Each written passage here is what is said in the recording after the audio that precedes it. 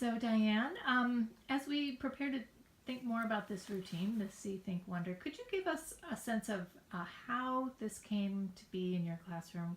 Why did you decide to use this routine?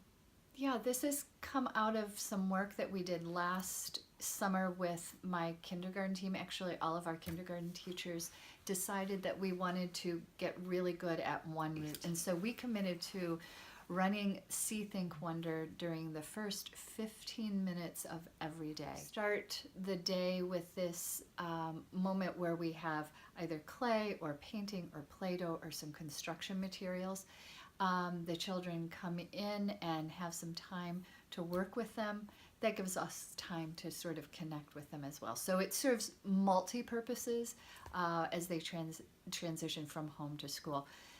After they have some time to work with the materials, then we stop and we do a gallery walk where we get a chance to really zoom in, and I often say something like, look to see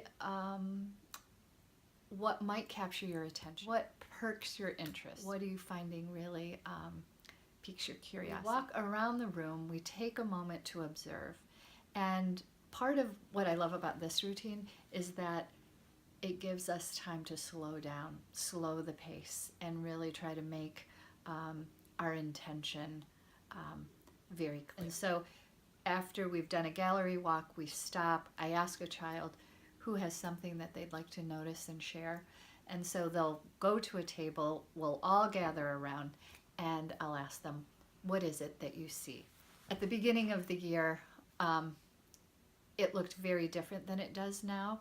Now they are able to describe very objectively what they see. I see a long, curved purple line. I see an orange sphere connected to a green cylinder. I see smooth or wavy lines. And so they're really getting good at sort of describing the attributes of whether it's 2D or 3D. And then we ask, what does that make you think about what's going on here? I know that they've already thought about something, but first they describe, and then I think that gives more input into when they sort of talk about what it makes them think about. It actually gives them some depth to explain that to us.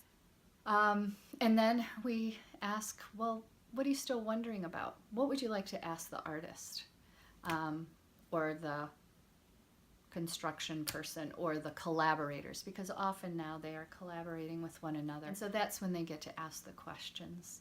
And this is what I hear coming up now, something like, is this something you've been working on, or is this a new idea? And you'll hear them repeat the questions over and over and over again until you feel that they need a little bit more information. And then, so I'm trying to extend their questioning as well at that point.